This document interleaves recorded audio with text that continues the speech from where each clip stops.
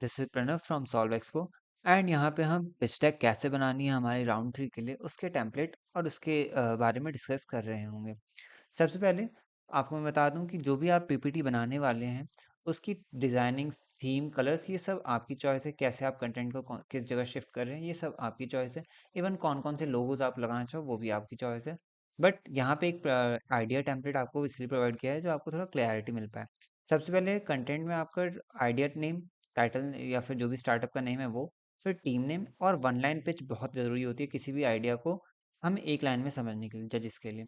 Next, यहाँ पे आपको एक एग्जांपल भी दिया हुआ है बाय द वे हमारे रेंटलो का, जिसके बारे में आप समझ सकते हो बेटर अंडरस्टैंडिंग। एक बात और, पिछली बार आपने राउंड टू में बहुत लोगों ने ये चीज़ कॉपी कर दी थी कि जो मैंने यहाँ पे स्लाइड के बारे में लिखा वही चीज़ डाल दिया था। तो ये जो ब्लू कलर की लाइंस लिखी हुई हैं हर स्लाइड में, ये आपको बिल्कुल नहीं रखनी है, ये सिर्फ अंडरस्टैंडिंग के लिए है। नेक्स्ट, स्लाइड टू, इसमें आपको प्रॉब्लम और आपके प्रॉब्लम क्यों मैटर करता है और क्यों इसके सॉल्यूशन बनाना जरूरी है वो सब लिखना है।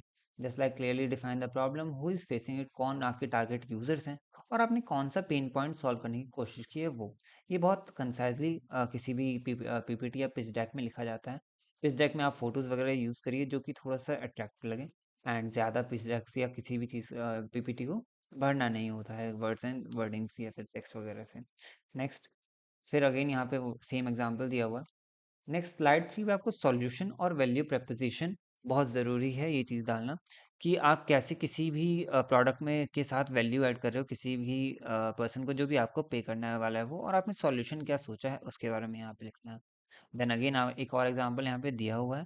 अगर मैं बता दूं वर्ड, जैसे इसको में मेन तीन चीज़ें रहती हैं, क्या आप बना रहे हो, कैसे वो चीज़ जो भी आप प्रोडक्ट या सर्विस बना रहे हो कैसे वो प्रॉब्लम सॉल्व करेगा, एंड वो मैटर क्यों करता है। अभी जैसे कोई भी सॉल्यूशन है लाइक रैपिडो और ऊबर, तो अगर रैपिडो एक ये पिच डेक लेके आता है तो रैपिडो बताता है कि वो ज़रूरी क्यों है on the behalf of Uber के या फिर ऐसे सिस्टम्स के ऊपर। Then slide four, validation traction, बहुत इंपॉर्टेंट स्लाइड है ये जजेस के लिए भी और आपके लिए भी। इसमें अगेन आपको राउंड टू वाला जो वैलिडेशन है उसका प्रूफ शो करना है। अगर आपके पास पहले से कोई स्टार्टअप रनिंग है तो उसके स्टैट्स आप शेयर कर सकते हैं कि मेरे ऐप के यूज़र इतने हैं या फिर आपके सॉफ्टवेयर इतना चलता है वगैरह वगैरह। अगर आपका आइडिया फेज में है तो आप रिसर्च और सोर्सेज दिखा सकते हैं कि हाँ ये इतना इम्पैक्ट जोन है और इतना हमने रिसर्च की थी तो इतने स्टूडेंट्स ने येस कहा, ऐसे सॉल्यूशन या ऐसे स्टार्टअप या फिर जो भी आपके टारगेटेड कस्टमर्स हैं उन्होंने येस कहा या नो कहा उनके रिसर्च। दैन प्रोटोटाइप डेमो, अगर आपके पास कोई सॉफ्टवेयर बना हुआ है आपके जो भी प्रोडक्ट प्रोडक्ट है उसका जो भी आपका आइडिया है तो आप दिखा सकते हैं। कोई हार्डवेयर है तो वो भी शो कर सकते हैं। रनिंग स्टैट्स अगर एप्लीकेबल हैं, अगर आपका जो स्टैटिस्टिक्स हैं वो चला है तो। पहले ही बता दूं जो जजमेंट है वो इसके बिहाफ पे बिल्कुल नहीं होता। वैलिडेशन में ये सब आ जाते हैं कि या तो रनिंग है तो भी अच्छा, नहीं रनिंग है तो भी अच्छा, दोनों को बराबर नज़रों से देखा जाता है। नेक्स्ट, बिजनेस मॉडल बहुत ज़रूरी और बहुत इंपॉर्टेंट स्लाइड है क्योंकि इसका नाम ही है इस राउंड का बिजनेस ब्लास्टर्स राउंड। इसमें आपको क्या क्या करना होता है, इसमें सबसे पहले ये बताना है कि कैसे आप पैसे कमा रहे होंगे। देन कौन आपको पे करेगा, आपका प्राइसिंग मॉडल क्या है, कितना रुपए में खर्चा है, कितना रुपए में आपकी जो भी कॉस्टिंग आ रही है वो है। बेसिक रेवेन्यू फ्लो, कैसे कैसे पैसा कमाएंगे, कैसे कैसे पैसा खर्च होगा वगैरह वगैरह इसमें आता है। एक एग्जाम्पल यहाँ पे दिया हुआ है, वो आप जरूर याद रखिएगा। ग्राफ्स लगाना है बहुत अच्छा रहता है, वैसे ये ऑप्शनल है बट ये लगाना अच्छा रहता है। मेरी तरफ से ये सजेशन रहेगा कि आप जरूर ग्राफ्स का यूज करें। Next, slide number six, last slide execution, second last actually. Slide number six, execution इन स्केल। ये बात ध्यान रखिएगा कि ये सिक्स स्लाइड ही आपकी आखिरी स्लाइड है, इसके बाद कोई भी इंफॉर्मेशन नहीं चलेगी। सिर्फ सिक्स स्लाइड्स तक आपको अलाउड है। एग्जीक्यूशन स्केल, कैसे आप उसको लाइक एग्जीक्यूट करोगे, ऑर्डर वाइज ऑर्डर, आप कुछ ऐसे ग्राफ्स का भी मतलब लाइक पाथवेज का यूज कर सकते हैं।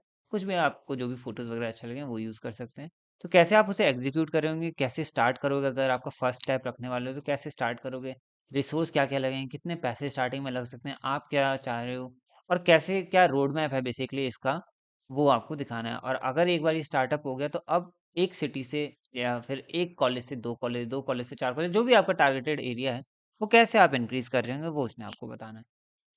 सेवन्थ स्लाइड या फिर लास्ट स्लाइड ये कह लीजिए कि ये थैंक यू और कॉन्टेक्ट अस का होता है। लाइक हमारे यहाँ जो इनक्यूबेटर्स आएंगे, हो सकता है उनको आइडिया आपका पर्सनली अच्छा लगे तो वो आपका कॉन्टैक्ट डिटेल्स इस वाली स्लाइड से ले लें।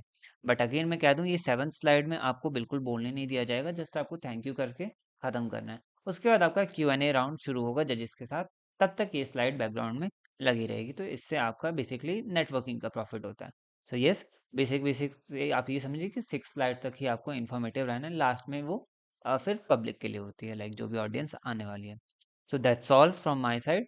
जो भी मैं पिच डेक में बताना चाहा बता रहा हूँ, बता चुका हूँ। और बाय द वे यूट्यूब पे भी बहुत अच्छी अच्छी वीडियोस आपको रिसोर्सेज मिल जाएंगे, लेकिन मैंने जो समझाना चाहा शायद वो आप समझ गए हो।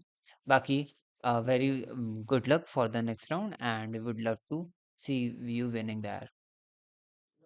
कुछ रूल्स हैं, वो सुन लीजिए अपने business blaster round Solve Expo में। सबसे पहले आपको जो पिच डेक का टाइम मिलेगा, प्रेजेंटेशन का टाइम मिलेगा, वो टोटल 10 मिनट्स का होगा, जिसमें 6 मिनट्स की आपकी प्रेजेंटेशन होगी और 4 मिनट्स का जजेस के साथ Q&A राउंड होगा। जजेस बहुत आपसे क्वेश्चंस कर सकते हैं और उस क्वेश्चंस के लिए आपको प्रिपेयर पहले से होके आना चाहिए। नेक्स्ट, डिसिप्लिन पूरे इवेंट के थ्रू मेंटेन रहेगी। तीसरी चीज़, कि कोई भी प्रॉपर्टी जो कि जेएनसीटी कैंपस के अंदर है, अगर आप उसको डैमेज करते हैं तो आप पे एक तो स्ट्रिक्ट एक्शंस होंगे और दूसरी बात आपको पेनल्टी भी देनी पड़ेगी ऑन द सेम पॉइंट। और भी बहुत सारे रूल्स एंड रेगुलेशंस जो हैं वो आपको मैसेजेस के थ्रू या ईमेल्स के थ्रू पहुंच जाएंगे। बाकी बहुत बहुत स्वागत है आपका सॉल्व एक्सपो के फाइनल राउंड में। मिलते हैं 30 मार्च को। Bye bye.